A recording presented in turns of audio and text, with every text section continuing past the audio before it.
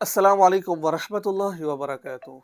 मुझे एक बहन का मैसेज आया कि कहती मौलाना साहिब मैं घर से बाहर गई थी, शोहर को बताए बगैर। तो जब मैं शोहर को बताए बगैर घर से बाहर गई तो शोहर को पता चला। उसने कहा कि अगर तू आइंदा के बाद मेरी इजाज़त के बगैर घर से बाहर गई तो तुझे 3 तलाक़ें हैं।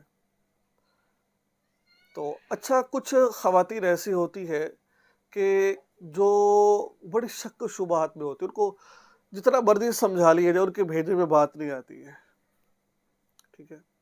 तो मैंने उनको मसला समझाया कि भई अब आप जब भी घर से बाहर निकलेंगी, आपको 3 तलाक़ें हो जाएँगी। एक तो शौहर ये कहता है अगर तू घर से बाहर गई तुझे तलाक है, 3 का अदद इस्तेमाल ना करता, 1, 2, 3 का अदद इस्तेमाल ना करता, तो 1 तलाक वाक़या हो रही थी, पीछे 2 इख्तियार बाकी थे। लेकिन उसने कहा कि तुझे 3 तलाक़ें हैं, ये उसने अल्फ़ाज़ कहे हैं, घर से बाहर गई।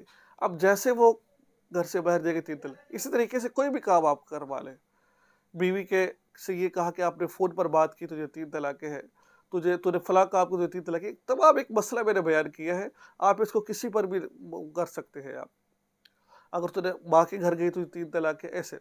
अगर लफ़्ज़ तलाक अलग यानी कि सिर्फ़ लफ़्ज़ तलाक ही इस्तेमाल किया जाता तो 1 तलाक हो रही थी। अब उसने अदद को मुतय्यन कर दिया है कि 3 तलाक़ें हैं, तो इस सूरत में उसको 3 तलाक़ें हो जाएँगी। अच्छा, इससे बचने का एक तरीक़ाकार हो क्या होता है, वो मैंने बताया आपको। अच्छा, ये बात हमेशा ज़हन में रखें, तलाक दे दी है, ये लफ़्ज़ कह दिया है।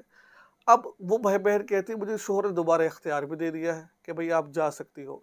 जिस चीज़ की शर्त लगा दी जाए, तलाक के साथ उसको मुअल्लक़ कर दिया जाए, अब दोबारा उसको वापस नहीं लिया जा सकता। जैसे शौहर ने कहा अगर तू घर से बाहर गई तो ये 3 तलाक़ें हैं, जब भी तू घर से बाहर गई। एक तो होता है कि ये कहना कि अगर तू अभी घर से बाहर गई, तो इसका मतलब है तो अभी के लिए ये इरादा है, बाद के लिए नहीं है। किसी ने क्या कहा होल्ड तो करो, बाहर निकली ना तेरे 3 तलाक आ ले। उस वक़्त ना निकले, अगर बाद में निकल जाए तो कोई मसला नहीं, क्योंकि उसने अभी के साथ उसको मुअल्लक़ किया है। अगर कोई ये कहे अगर तू जब भी मुझसे पूछे बगैर घर से बाहर गई, अब ये मुस्तक़बिल का जुमला है, कभी भी अगर वो निकलेगी तलाक हो जाएगी। और जिसने ये शर्त लगा दी है, अब वो इसको वापस नहीं ले सकता, उसको इख्तियार नहीं है। अब चाहे शौहर जितनी मर्ज़ी इजाज़त दे दे, उसकी इजाज़त का उसको कोई वो नहीं है। जब भी वो बाहर निकलेगी उसको तलाक वाक़या हो जाएगी। ठीक है? अच्छा, वो मेरी मैं दिमाग उसने चाट लिया मेरा, मैंने कहा बहन ऐसे नहीं होता, फिर भी उसने मुझे इजाज़त दे दी है। भाई जो शर्त लग गई है दोबारा अब वो आप उसको शौहर इख्तियार नहीं है वो उसको वापस ले। हाँ, इसका एक तरीक़ाकार है, आप बच सकती है, वरना अगर निकलेगी तो तीनों तलाक़ें मुग़ल्लिज़ा हो जाएगी, फिर आपका वो शौहर होगा ही नहीं। अगर दोबारा निकाह करना चाहती है इसके लिए प्रॉपर निकाह आप सॉरी हलाला करवाना पड़ेगा। हलाला होगा, निकाह होगा, वो अपनी मर्ज़ी से तलाक देगा, फिर जाके आप निकाह कर सकती है।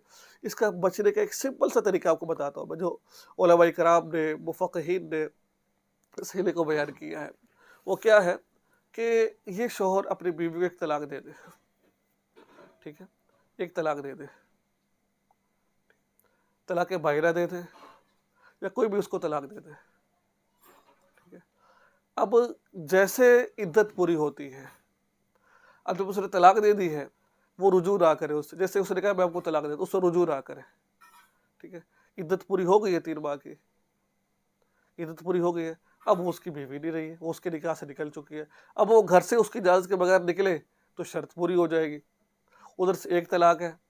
अब दोबारा प्रॉपर तरीके से निकाह कर ले। जो निकाह होता है, क्योंकि ये तलाक़ बाइना वाक़या होती है। अगर 1 तलाक देने के बाद रुजू ना किया जाए, तलाक़ बाइना बन जाती है। तलाक़ बाइना का मतलब क्या होता है? निकाह टूट जाता है। अगर दोबारा निकाह करना पड़े तो दोबारा नए हक़ महर के साथ निकाह करना पड़ता है। तो अब 1 तलाक तो उसने दे दी, रुजू नहीं किया और वो उसकी इजाज़त के बगैर निकल गई है, शर्त भी पूरी हो गई है। अब अब दोबारा वो उसकी बीवी बन जाएगी, लेकिन याद रखें इस सूरत के अंदर उसको 2 उसके बाद उस शौहर के बाद 2 तलाक़ों का इख्तियार होगा। उसके शौहर के पास 2 तलाक़ों का इख्तियार होगा, वो 2 तलाक़ें दे सकते इसके अलावा नहीं। जैसे 2 तलाक़ें दी उसके निकाह से निकल जाएगी। ये था अहम मसला, जो तलाक़ का बहुत अहम मसला। अक्सर लोग हमारे मुझे अक्सर जो लोग मसाइल पूछे जाते हैं, अक्सर ज़्यादातर लोग और भी होते हैं, लेकिन ज़्यादातर ये हमारे पश्तून भाई हैं, जो इस तरह की शर्त लगा रहे होते हैं। अक्सर 100 में से 80 लोगों को मुझे जब हमारे पश्तून भाइयों के मैसेज इस तरह के आते हैं, तो भाई ऐसे ना किया करें आप लोग। ये तलाक़ एक बड़ा पेचीदा मसला होता है, तो इस वजह से इसको ना इस्तेमाल किया करें। दुआ में याद रखें, चैनल को सब्सक्राइब करें, अगर फेसबुक पेज पर है तो लाइक कीजिए, शेयर कीजिए और दुआ में